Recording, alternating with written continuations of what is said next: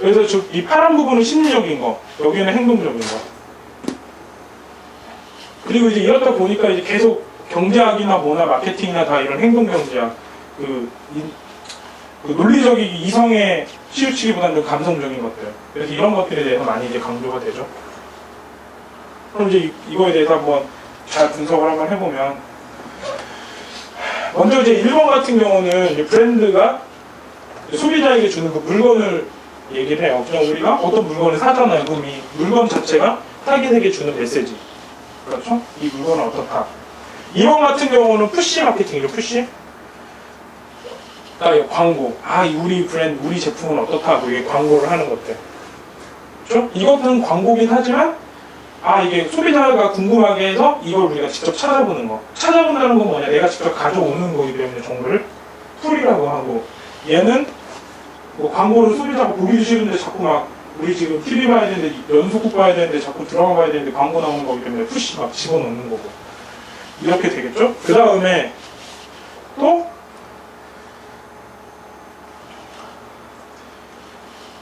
여기 4번 같은 경우는 이제 다른 신문사에서 이 제품은 좋더라, 광고나 아니면 어떤 기사를 쓰게 되죠. 그러면 이제 소비자가 여기 이 다른 회사를 통해서 또 알게 되죠. 그 다음에 5번째는 다른 이제 개인들이, 옛날에는 이 부분이 좀 줄었었는데 친구들이 얘기를 하거나 그 웹을 통해서 블로그에 글을 남기면 다른 사람을 통해서 또 이 브랜드를 알게 되죠. 이런 식의 접점이 생기죠. 별은 그렇다 보니까 이 브랜드가 좋은 일도 하게 되죠. 좋은 일을 하고 사회적인 일, 남을 돕는다거나 아니면 다른 내 주변에 있는 사람들이나 브랜드 이미지를 좋게 하는 활동을 하게 된 거죠. 왜냐면 이렇게 가는 수도 있지만은 이렇게 가기 때문에, 이렇게 가는 길이 있기 때문에. 그래서 이제 사회적인 기업이 성공을 하죠. 우리 회사 같은 경우는 이제 스터디 같은 거나 이런 것들이 나중에 아마 이게 정말 다른 사람들한테 많이 도움이 되면, 우리가 생각하는 것대로 사람들이 많이 도움을 받으면 아마 저희 회사 이미지에도 되게 많이 도움이 될 것 같아요. 물론 그것 때문에 하는 건 아니지만 그런 효과도 있을 것 같아요. 왜냐면 잘 보면 저는 그랬던 것 같아요. 어떤 슈퍼마켓 아줌마가 이 과자 맛있다 하는 것보다 제 동생이 형 이 과자 맛있어라고 하는 게 더 믿을만 했었거든요. 그러니까 이렇게 설명하기보다는 여기서 이렇게 설명하는 거 사람들이 더 믿기 때문에 기업들은 이제 이런 일을 많이 하게 되는 거예요. 이런 걸 이제 PR이라고 하고 이런 걸 이제 좋은 일을 하는 거죠. 이런 식으로. 우리 회사 같은 경우가 또 작지만은 우리도 이런 일들을 많이 신경을 써야 돼요.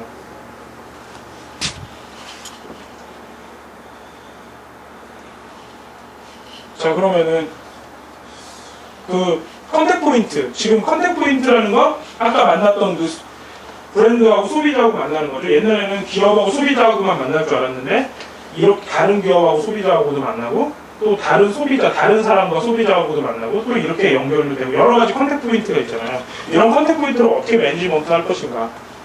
일단 첫 번째는 가능성 있는 컨택 포인트를 모두 찾아내죠. 우리 블로그가 나중에 우리 인터넷 서점에 도움이 될 수도 있겠죠. 왜냐면 우리가 정말 열심히 하고 사람들한테 많이 도움을 주면 어차피 책 살 거 우리를 통해서 살 수도 있을 거잖아요. 그렇죠? 그럼 두 번째, 커뮤니케이션 목표에 맞는 효과적인 컨택 포인트를 선택을 하죠. 왜냐하면 이제 선택을 하고 거기에다가 이제 뭔가를 액션을 취하면 액션을 취한 곳에다가 돈이나 비용이 들어가기 시작을 할 거니까 효과적인 컨택 포인트를 찾아내는 게 필요하겠죠. 세 번째는 이제 컨택 타이밍은 시간하고 장소, 장면, 기분들을 기준으로. 그러니까 그 전에는 설문조사나 아니면 그 세대 간의 그 인구 도표나 뭐 이런 것들을 통해서 막 봤는데 이제는 그렇지 않다는 거죠. 이게 별것도 아닌 것 같고 당연한 것 같아도 되게 많이 바뀐 거예요. 4번 같은 경우. 네, 3번 같은 경우가. 그럼 이제 이런 것들을 어떻게, 이 기본 발상은 어떤 거냐. 아까 말했던 바뀐 인지 모델을 통해서 정보 환경 변화를 토대로 한 소비 행동 모델, 아까 보여드렸죠?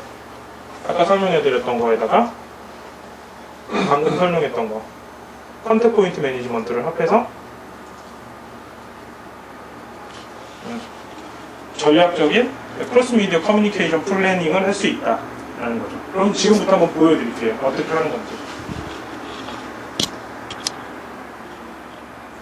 텐션. 어떻게 주의를 끌고 어떻게 흥미를 이끌 수 있는 요소들이 뭔지 보시면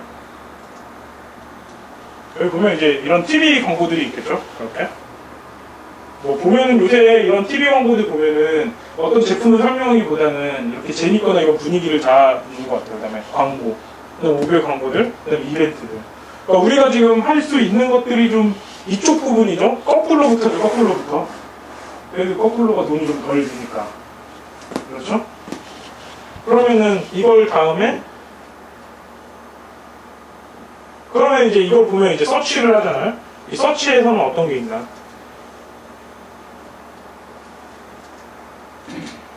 못하다. 이거는 인터넷 광고, 인터넷 광고랑 인터넷 사이트랑 휴대폰 사이트가 있겠죠? 그 다음에 이제 액션. 액션은 이제 사람들이 돌아다니면서 보는 거. 그런 것도 이제 패키지 광고, 포장 광고들이랑 그 다음에 팝 광고는 이제 팝 광고가 뭐냐면 우리가 어디 슈퍼마켓 가면은 붙여 있는 거 있잖아요. 앞에 보면 진열돼 있는 거 이거 얼마짜리 행사다 뭐 이런 것들. 이런 팝 광고. 그 다음에 슈어 같은 경우는 이런 것들이 있겠죠? 슈어에는 스티커들. 이런 스티커들. 이게 오닐라 스티커인데 이건 파이어폭스 스티커죠. 스티커나 아니면 티셔츠 이런 것들이 있을 거고 이런 것들은 이렇게 순차적으로 갈 수도 있겠지만은 뭐 여기서 뭐 한 번에 액션으로 갈 수도 있고 한 번에 쉐어로 갈 수도 있고 이렇게 이 가는 방법들은 여러 가지인 것 같아요. 컨택 포인트는.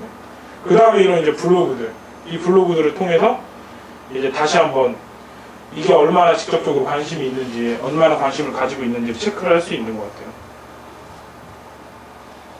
그러면 이제 사람들은 그럼 어떤 욕구를 사람들에게 건드리고 어떤 욕구들을 만족을 시켜줘야 사람들이 그 관심을 갖게 되는지. 이 욕구에는 크게 세 가지 욕구가 있는데 하나는 개인적 욕구, 하나는 대인적 욕구, 그 다음에 사회적 욕구예요. 그러니까 개인적 욕구는 이제 호기심을 충족시키고 싶다. 그게 아까 그거죠. 하나에서 정보를 알려주고 문제를 알려주고 다른 곳에서 풀 수 있게 해주는 거. 두 번째, 유머 감각을 지니고 싶다. 좀 재밌게 해주는 거. 세 번째, 나에게 없는 것을 가지고 싶다. 이 세 가지. 그 다음에 대인적 욕구는 감동하고 싶다. 그러니까 우리가 예를 들어서 어떤 사람들을 위해서 우리가 되게 어려운 상황 속에서도 우리가 가진 걸 나누려고 하는 모습들은 감동적이겠죠. 마음을 공유하고 싶다. 우리가 좋은 뜻을 가지고 있으면 마음을 공유할 수 있겠죠. 그 다음에 애정을 쏟고 싶다. 그 다음에 사회적 욕구, 사회를 지키고 싶고 유행을 타고 싶고 올바른 일을 하고 싶다. 그래서 우리가 지금 회사를 만들 때 어떤 부분들은 우리가 비전을 가지고 가게 되면 그 모습이 보이는과 동시에 이런 것들을 한 번에 행할 수 있게 돼요. 생각보다 뭐 이렇게 나에게 없는 것을 가지고 싶다도 있지만 이런 다른 마음들도 많이 있더라고요. 우리가 사는 데 있어서 꼭 어떤 내가 필요한 물건만 사는데 사려고 하는 게 아니잖아요. 다른 좋은 일을 하려고도 하고 뿌듯한 일을 하려고도 많은 그런 것들을 하기 위해서도 많은 시간을 보내는데 실제로도 그렇다고 하더라고요. 우리가 하는 일들도 우리가 하는 서비스도 그런 쪽에서 많이 포커스를 맞춰도 좋을 것 같아요.